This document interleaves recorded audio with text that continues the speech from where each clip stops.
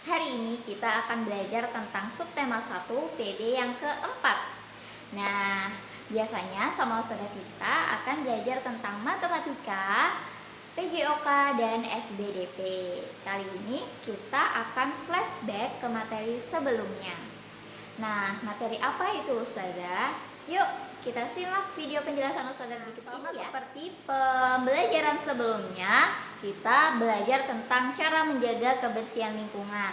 Sama, kita akan mengulang kembali materi yang sebelumnya. Nah, apakah kalian tahu bagaimana sih cara menjaga kebersihan lingkungan itu? Jadi kalau kita menjaga kebersihan lingkungan, kita juga harus menjaga kebersihan diri kita terlebih dahulu anak-anak. Karena kalau kita tubuh kita bersih, insya Allah lingkungan kita juga akan bersih. Karena kita ada kesadaran diri untuk membersihkan lingkungan di sekitar kita.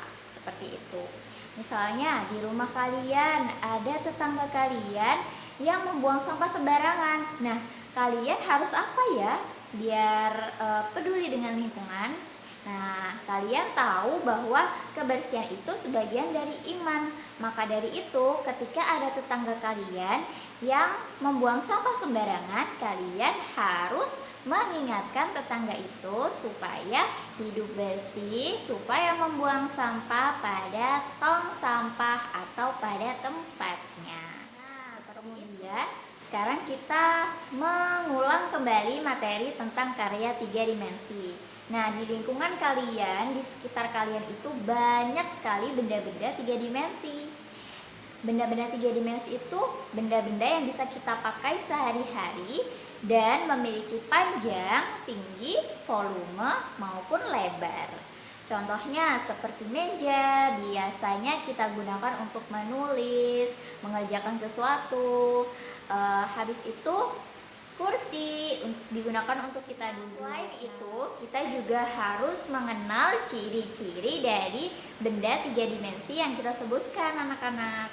Jadi tidak hanya menyebutkan atau mengetahui benda-benda 3 dimensi saja, tetapi selain kita bisa menyebutkan benda-benda 3 dimensi, kita juga harus bisa mendeskripsikan atau menyebutkan ciri-ciri. Di antara kalian ada yang masih bingung cara menyebutkan ciri-ciri dari benda. Nah, ciri-ciri itu apa sih Ustazah? Jadi, ciri-ciri itu adalah sesuatu hal yang khas dari benda tersebut dan tidak dimiliki oleh benda lain. Misalnya, kursi. Ciri-ciri kursi, dia memiliki kaki sebanyak 4. Lalu terbuat dari kayu dan bisa diduduki. Seperti itu anak-anak. Jadi jangan bingung lagi ya ketika ada soal yang disuruh untuk menyebutkan ciri-ciri suatu benda 3 dimensi. Nah, selanjutnya Ustazah akan menjelaskan kepada kalian tentang perkalian bilangan kembali. Kemarin masih ada yang bingung bagaimana cara mengalikan bilangan. Untuk itu, yuk kita sama-sama belajar biar tidak bingung lagi ya. Kali ini Ustazah Vita akan menjelaskan kepada kalian dan memberikan contoh bagaimana cara mengerjakan perkalian bilangan. Tetapi perkalian bilangannya itu bilangan dari bilangan 10 sampai 50. Bagaimana mengerjakannya? Yuk kita tonton dan kalian memperhatikan dari rumah ya.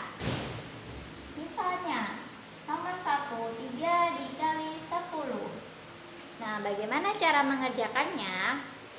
3 dikali 10 berarti 10-nya ditambahkan sebanyak 3 kali. 10 ditambah 10 ditambah 10. Seperti ini anak-anak.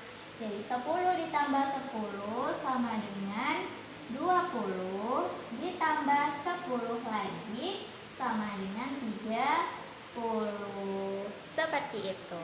Jadi jangan dibingungkan lagi. Kalau misalkan 3 dikali 10 berarti angka yang belakang ini yang dijumlahkan sebanyak angka yang di depan. Misalkan Ustazah punya soal lagi. 4 dikali 11 sama dengan, berarti bilangan 11-nya ditambahkan sebanyak 4 kali. 11 ditambah 11 ditambah 11 ditambah 11. 11-nya ada 4 kali. Sama dengan 11 tambah 11 ada 22. Ditambah 11 tambah 11 lagi 22. Kita hitung 22 tambah 22 sama dengan 44. Hasil akhirnya adalah 44. Jadi jangan bingung lagi ya anak-anak.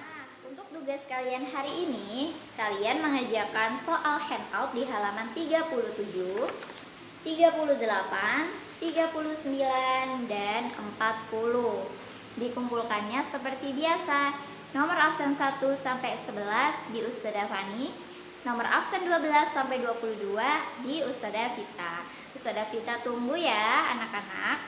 Semoga kalian bisa memahami materi kali ini dengan benar dan semoga tidak bingung lagi tentang perkalian. Sekian dari Ustadzah Vita hari ini. Wassalamualaikum warahmatullahi wabarakatuh.